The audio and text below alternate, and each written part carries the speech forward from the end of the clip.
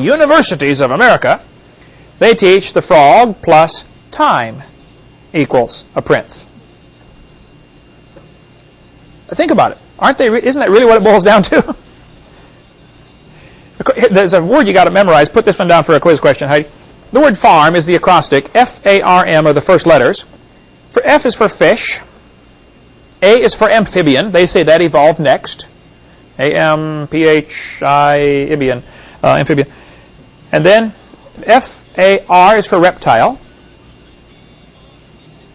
And then M for mammal. That's a quick way to memorize how evolution supposedly happened. The fish evolved first, and they slowly evolved into amphibians, and they slowly evolved into reptiles, and then they slowly evolved into the mammals and the birds. This is the way they teach it. They're still teaching that the frog turns to the prince. But now it doesn't happen quickly, it happens slowly. If I told you the magician flew through the air across the room, you'd say, well, that's a fairy tale, right? What if I said he walked slowly through the air? It's still a fairy tale, right? Time doesn't change anything. But what it really boils down to is time is the hero for evolution. Did you know back in 1770 they were teaching the earth is 70,000 years old? By 1905 they were teaching it's 2 billion years old. 1969, when they landed on the moon, they said the earth is 3.5 billion years old. Now they're saying it's 4.6 billion years old. The numbers keep getting bigger because they're realizing more problems. That wouldn't work. That'd take too long. That couldn't happen. I'm sure they're going to bump this number up. Someday they won't be saying 4.6. They'll be saying 4.7 or 5.0 or who knows. They keep adding time because somehow it gets lost in the human brain. Well, wow, that could be true, you know. No, I'm sorry. It's still frogs don't turn to princes. I don't care how long you give them. Okay, who remembers the atheist Madeleine Murray O'Hair's son's name? Oh, take a raisin. You all got it right. William Murray. Very good. What grade was he in when they took prayer out of schools? 9th grade. The man that came here the other day, Dan, and ran the tractor leveling, he lives in Mobile, worked for a while here. He did the landscaping for Madeleine Murray O'Hair, her atheist headquarters in Texas. He made her a special walking stick. Now, the guy's a Christian. In her cane that she used, the top unscrewed. She did not know that. He unscrewed the top and put a little tiny Bible in there. Here's Madeleine Murray O'Hair walking around with a Bible in her hand for years. Never did know it. He said he only saw her smile one time. All the time he worked there. He helped her up out of the chair one time and gave her a big hug. Only time he's ever seen her smile. If you read My Life Without God by William Murray, he gives a little of the history of his mother, Madeleine Murray O'Hair. Madeleine's mother was just a teenager when she got pregnant out of wedlock. She didn't want to have the baby, so she jumped out of the second-story window trying to have an abortion. Landed flat on her stomach, I believe. Bam! Right on the baby. Madeleine was born anyway. They said when she was born, the embryonic sac around her was black. The doctor had never seen that before. She was unloved, unwanted from way before she was born. Grew up thinking, nobody loves me, and she was the leader of the atheist organization for years. Everybody needs to know somebody loves you. I don't know the details of the story, and I can't verify that it's true, but I heard from reliable sources that there was a young boy in Germany that went to Sunday school. He was a very poor boy, had no shoes, raggedy clothes, and decided to go to Sunday school one day. One of the deacons met him at the door and said, "Son, you can't come to God's house dressed like that. Go home and get some good clothes, and then you can come back to church." Well, of course, it broke the little boy's heart. You know, he's just trying to go to Sunday school, you know, and he didn't have good clothes. Some deacon turned him away at the door, refused to let him come. That boy grew up and became, I believe, Adolf Eichmann, Hitler's right-hand man. You just never know who you're going to influence when they're a child. You just never know. Somebody should have reached Madalyn Murray O'Hair. Somebody should have reached Bill Clinton when he was a kid.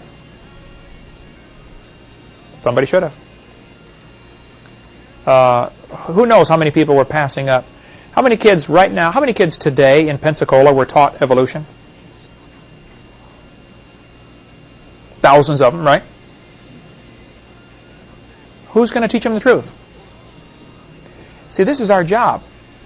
One of our jobs is to go into all the world. And a lot of Christians right there, they miss the first part of the Great Commission. Jesus didn't say, build a big building and wait till the world comes to you. That's what most churches are doing, aren't they? Hey, we're here, come to us. They're not going to come to you. Go ye into all the world and preach the gospel to every creature. And then teach them to observe all things whatsoever I've commanded you. We need to get out. And average Christian, after they've been saved 4 or 5 years going to church, they don't have any more lost friends. How many just plain old heathen do you know? Most people, when they first get saved, they're real zealous, and they're the best ones to bring new converts in. But after they've been saved a few years, they don't have any lost friends anymore. We've lost contact with the world, folks. And that's tragic. I don't mean you need to have all heathen friends and hang around with the heathen all the time, but we need to have some lost friends that we're trying to influence. Who are you trying to influence for God right now? You ought to be working on somebody. You ought to have some short terms you can reach and some long term. It may take you 30 years to reach them. But they ought to know, that guy's my friend. I can go to him if I have trouble. We've lost contact with the world. The textbooks, though, teach that the frog slowly turns to the prince over billions and billions of years, and it just doesn't happen. I don't know how to get them to see how silly it is, but, folks, it is silly. It's crazy. It doesn't happen. The textbook's magic ingredient, though, to make this change happen is billions of years. All through the books you see phrases like billions of years ago. This is a 4th grade textbook. Millions of years ago. Blah, blah, blah. Something happened. Now, Hitler said, if you tell a lie long enough and loud enough and often enough, the people will believe it.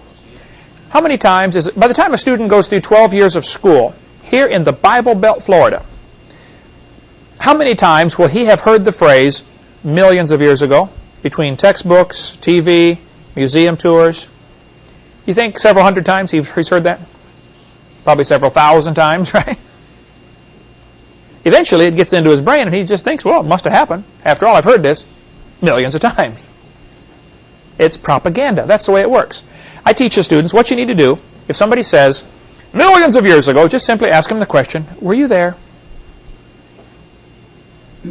They'll say, well, no, of course I wasn't there.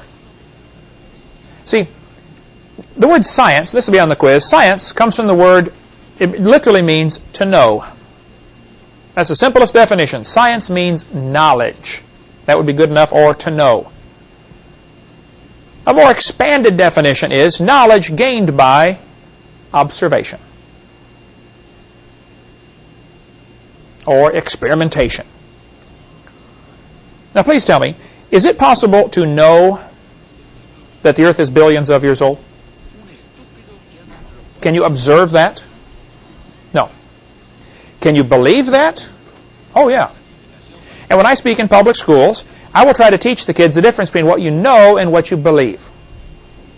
For instance, I'll show them a textbook that says billions of years ago, and I'll say, hold it, kids, right there. Does the guy who wrote this book, was he there? No. Does he know it's billions of years old, or does he believe it's billions of years old? And they start to say, oh yeah, he believes it. I use the word think. Does he know or does he think? Well, he thinks it's billions of years old, doesn't he? Is there any way he can know that? Can he observe it? Can he test it? Can he demonstrate it? No. He can only believe it. And once you get the kids to see there's a difference between knowing and believing. Believing is part of your faith, your religion. Knowing is for science. So we can know that everybody calls this the deltoid muscle. Now how did we get that muscle? Oh, now that's what you believe of how it came to be. And people often take the facts and then add their beliefs to the facts and think the two go together. I tell people, hey, beer is sold at football games. Beer has nothing to do with football. And just because evolution is stuck into the book does not mean it has anything to do with science. They're not connected. Beer does not become athletic by association. And evolution does not become scientific by association with science. It is often associated with science, and I'm sorry about that. I'm trying to get it out. But it's not science. Most Americans believe God created the world in the last 10,000 years.